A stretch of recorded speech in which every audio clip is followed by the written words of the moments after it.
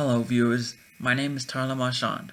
I hope you all had a Merry Christmas, and to those of you who have seen my lists of the best and worst hit songs of 2019, I thank you all for your support.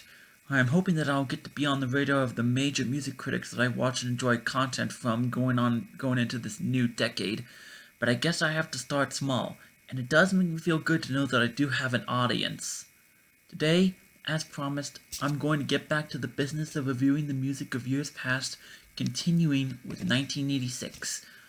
While I was initially concerned about this year, considering that Nerve and Afro considered it a disappointment, I temporarily forgot that I'm going backwards in time and that he did not like the last 3 years of the decade. So what I found was that this year was actually pretty good. Granted, while I am only talking about 15 songs today, there were a healthy dose of tracks that I know and really like that just barely missed this list, such as Take My Breath Away, Manic Monday, If You Leave, What You Need, and Your Love.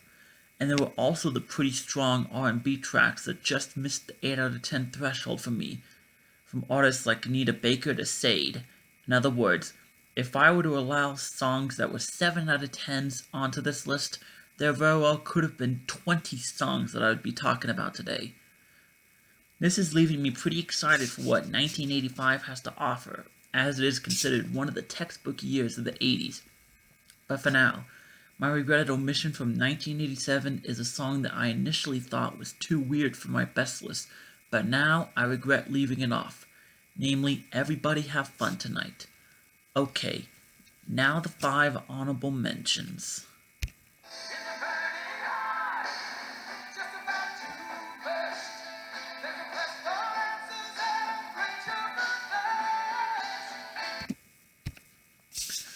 And we're starting off this list with what wound up being the honorary number 11. Most people typically associate Survivor with the main theme from the third Rocky movie. That's a series, by the way, that I should probably watch. And believe me, we'll get there eventually. But for now, we have the theme from the fourth movie. To say that this song doesn't compare to Eye of the Tiger is an understatement. But even then, it is still great. Jimmy Jamison is no Dave Bickler, but he still holds up in this true pump-up jam.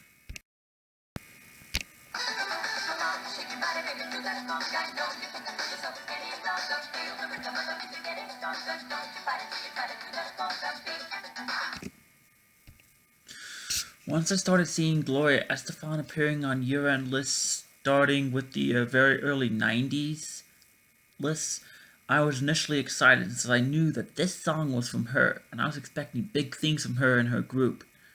However, while I did like some of her stuff, none of it was good enough to make my list. What always attracted me to this dance classic was the very infectious Latin instrumentation, the primitive animal sounds that play throughout, as well as Gloria Estefan herself, especially with her delivery in the chorus. This is a song that I thought would make my top 10 proper, but I guess that just goes to show the strength of the hits from this year.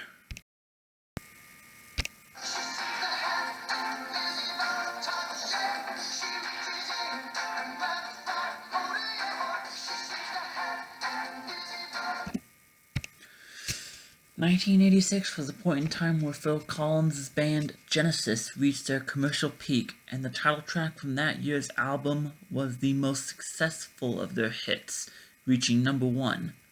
No complaint from me here.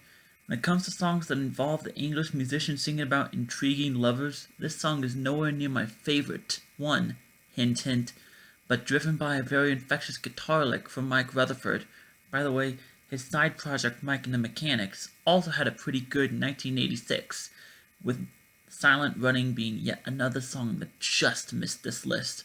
This song still succeeds all the same.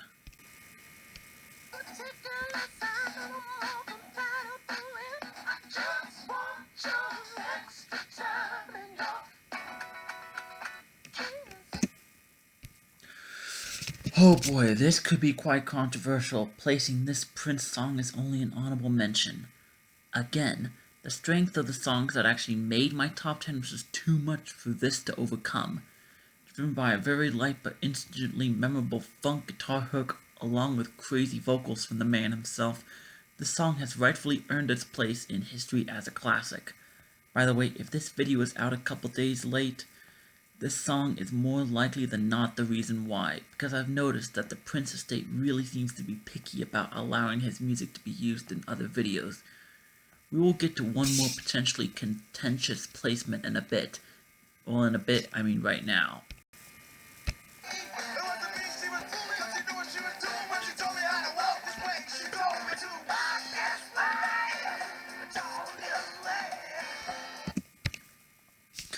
Really, you might ask, the song that put Aerosmith back on the map by remixing one of their 70s classics is not on the list proper? Let me explain. Like most of the honorable mentions on this list, it just got forced out of the top 10 proper by the better songs above it. And besides, I honestly prefer the original version, but that is really unfair to this version, which still kicks ass, considering that the original features vocalist Steven Tyler in an almost rap-like cadence for the verses. It only made sense that a rap group would remix this song while also getting some of the original band members to participate. Again, I prefer the 1977 version of this song, but if I hear this song, I will still listen to it all the same, as it still kicks ass, like I said. Okay, considering how fantastic quite a few of those honorable mentions are, what songs actually made my top 10 proper? Now is when we find out. Starting out with number 10.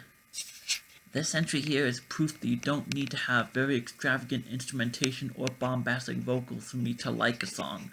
Sometimes, being simple is just enough.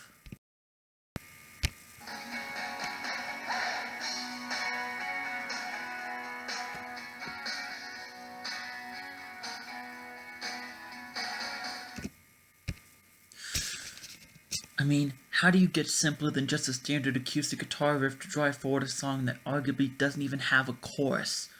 While New Jersey musicians such as Bruce Springsteen and John Bon Jovi may be considered heartland rockers, they don't have the natural advantage that John Cougar Mellencamp had of actually coming from the heartland. He came from a decent-sized community midway between Indianapolis and Louisville, and this song here is an ode to that community that he is proud to call his home. I've mentioned countless times before where I live, and while people from the megacities of the eastern seaboard, or even just a 2-hour drive away to the southwest of here, would not really consider Reno a big city, it is, in my view, big enough of a community to say that I don't think I'd want to live anywhere other than the big city, stresses and all.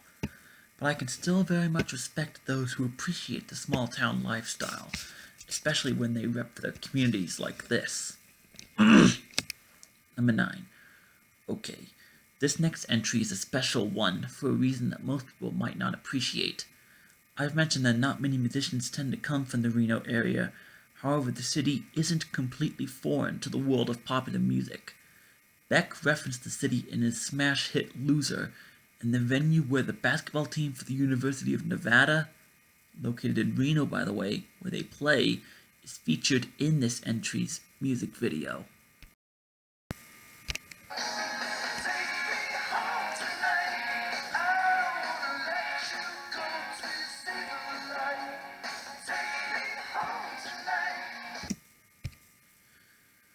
For those of you who are curious, the name of the venue that the music video shot in is called the Lawler Events Center.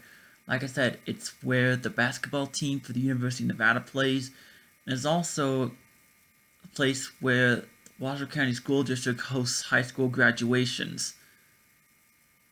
Anyways, this is the signature track from rocker Eddie Money, who recently just passed away this September at the age of 70. This song demonstrates his signature husky voice and samples a Ronettes song called Be My Baby for the chorus, with the vocals from member Ronnie Spector.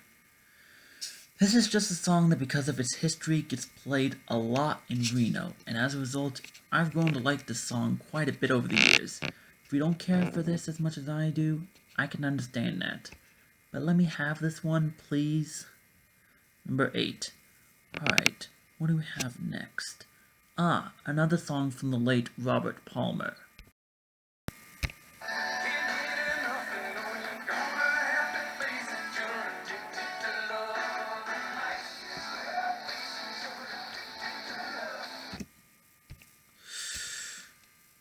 After his hit song from 1988, Simply Irresistible, made my best list, and knowing that Addicted to Love was due to come in 1986, I was originally excited to see that he had another hit from this year. But I Didn't Mean to Turn You On was kind of a disappointment, so I guess we'll have to stick to his signature track. Yet another song that belongs to the ages-old love is a drug subject matter.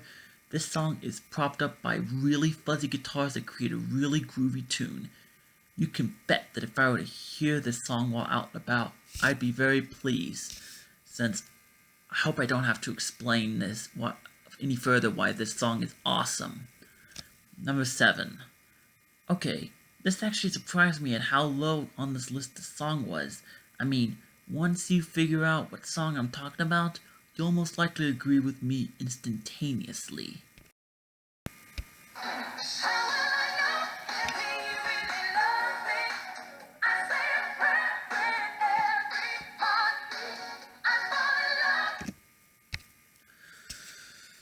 Out of Whitney Houston's many dance classics from the mid to late 80s, this is the song of hers that I hear the most frequently, and I should say that it is very tight competition between this and I Wanna Dance with Somebody Who Loves Me, for which song is my favorite from hers. Right out of the gate, this song makes you want to get down and groove.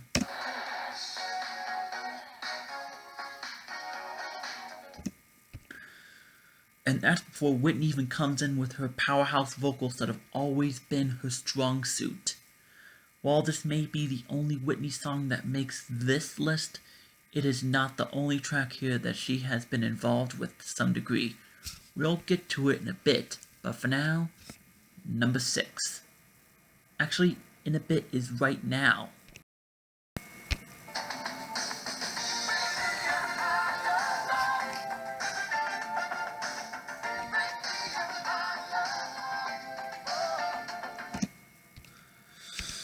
Yes, Whitney Houston made a cover of this track from English musician Steve Winwood, and I guarantee you that the Whitney Houston cover of this song is not as obscure as you may think. It was recently remixed by Kygo and has had some airplay over the past few months.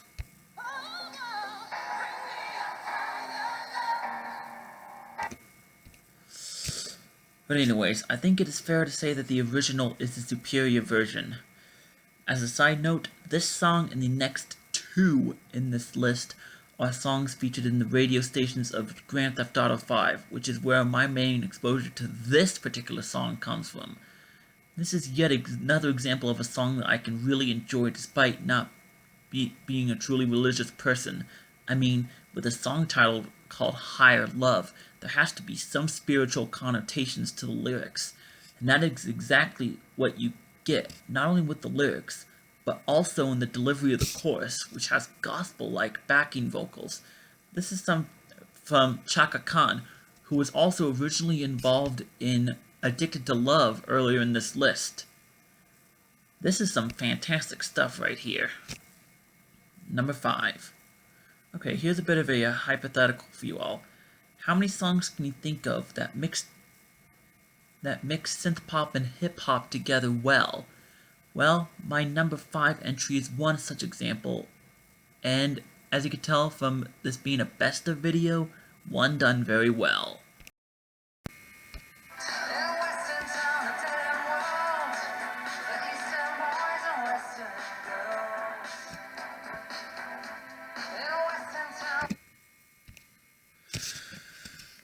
I think it goes without saying that this is one of those songs from the 80s that almost everyone recognizes and likes, but most of them are pretty unfamiliar with the song beyond the chorus.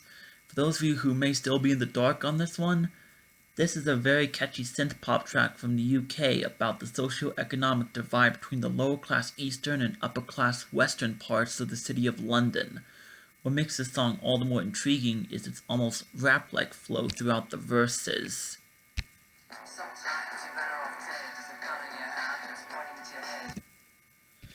I mean, how often do you hear these two music styles mixed together? And that's before you switch back over to that chorus, what most people recognize or remember from this song. Honestly, I recommend that those of you who are only familiar with the chorus listen through the entire song. It is worth it. Number 4. Okay, knowing me and my musical preferences, once I mentioned the songs that just barely missed this list at the beginning of the video, you should have seen an entry like this one coming.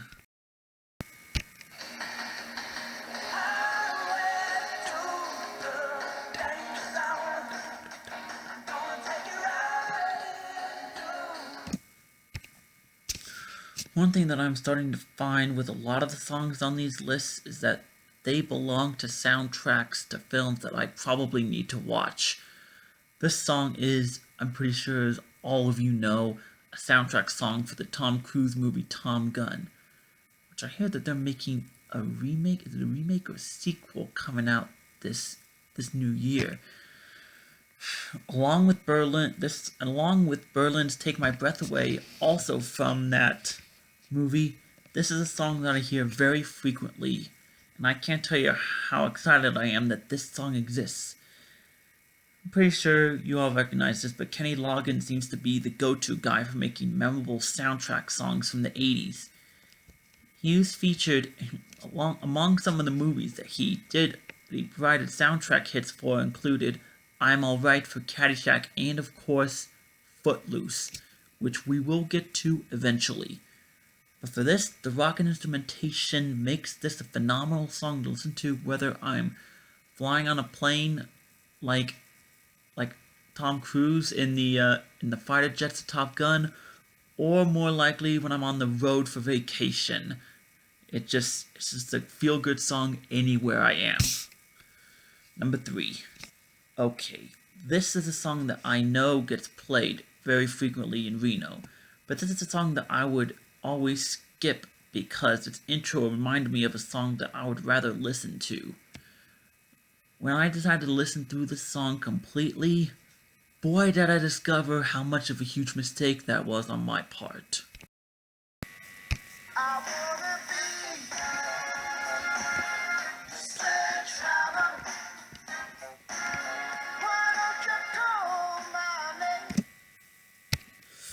While Genesis was at its commercial peak around this time, original member Peter Gabriel was having solo success of his own, with this track topping the charts. I shouldn't have to go through the reasons why the song is fantastic, but what else would I be doing if I wasn't doing that? Now, where should I begin?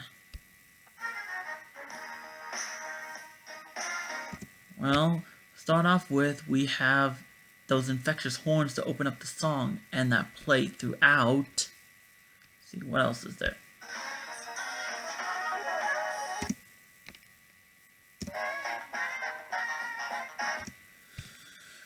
And that right there is the comparison between songs that I was alluding to in the song's prelude. The horns really reminded me of those from Stevie Wonder's Superstition, and while I still think Stevie Wonder has Peter Gabriel in terms of the better song, this is still flat out fantastic. And the lyrics. Oh boy, the lyrics. The sledgehammer is obviously a phallic reference, and the song is basically Peter Gabriel wanting to get laid. But when the song is this memorable, I couldn't care less what the subject matter is. This doesn't really matter in the context of the song, but the song has potentially the weirdest music video I have ever seen. It's something that really you should check out, and you'll be thinking that this guy was tripping balls. There will be no more skipping of this track whenever I hear it, because this song is a banger. Number 2. Corny joke aside, this next song is one that at a younger age I didn't really care for, but as the 2010s decade has been drawing to a close, and as I've been hearing this song more and more frequently on throwback stations, I've grown to really like this track from Madonna.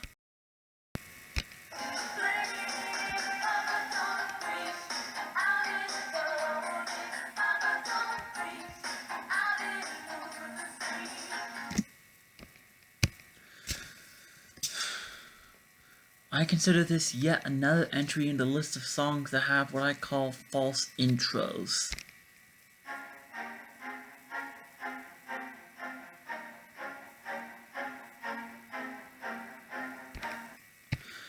I mean, you don't really hear that much of the symphonic instrumentation until you get to the end of the song, but it does instantly draw you into this track before that main riff starts, accented with the real groovy bass line.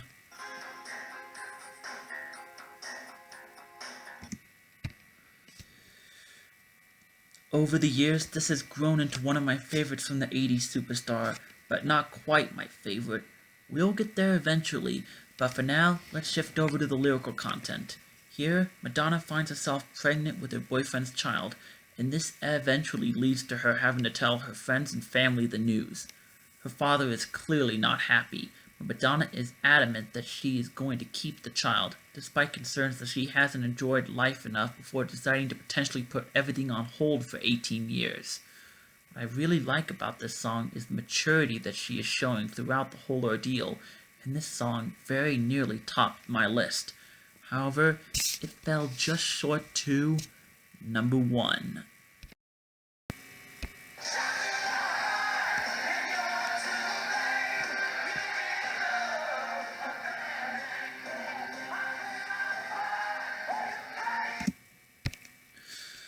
Okay, while I am aware that almost everyone will acknowledge that this Bon Jovi song is amazing, I imagine that some people might be irked that this song tops 1986's year-end list while Living on a Prayer, his signature track, was stuck at number 3 for 1987's video.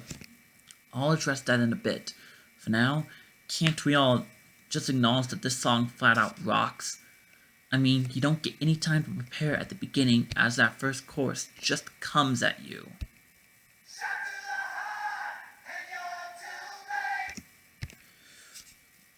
This is followed by the song's main riff.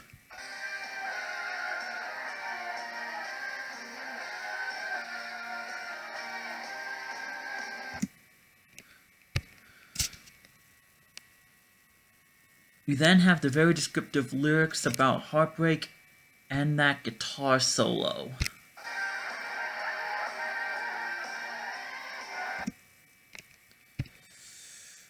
Perhaps my favorite bit of this song comes from that pre-chorus, which does a fantastic job of building up to the real deal.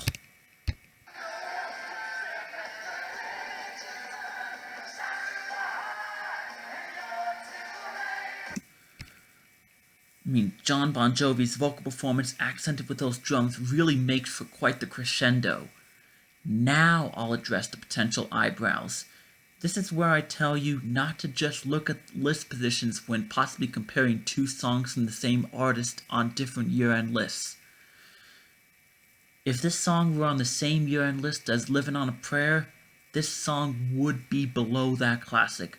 But for this list, You Give Love a Bad Name is my pick for the best hit song of 1986. Well, that was my list. Thank you all for watching. If you liked the video, share it around YouTube so that I can continue to grow my channel going into the new decade. I would also appreciate it if you would subscribe to my channel so that you will get notifications of new material as it is uploaded. And, perhaps most of all, I'd like to hear your feedback in the form of a comment down below. As always, I just ask that the comments be civil, and I will tolerate almost anything you have to say as long as you stay kind. Okay, this is going to be my last video for the year, and I'd like to once again extend my thanks to those who have supported me throughout this year. When I come back, I will be discussing the best hit songs from 1985. I hope to have that video out by Thursday, January 9th. Stay tuned for that list. Until then, I'm Tyler Marchand, and I'll see you next year. Take care and have a happy New Year's.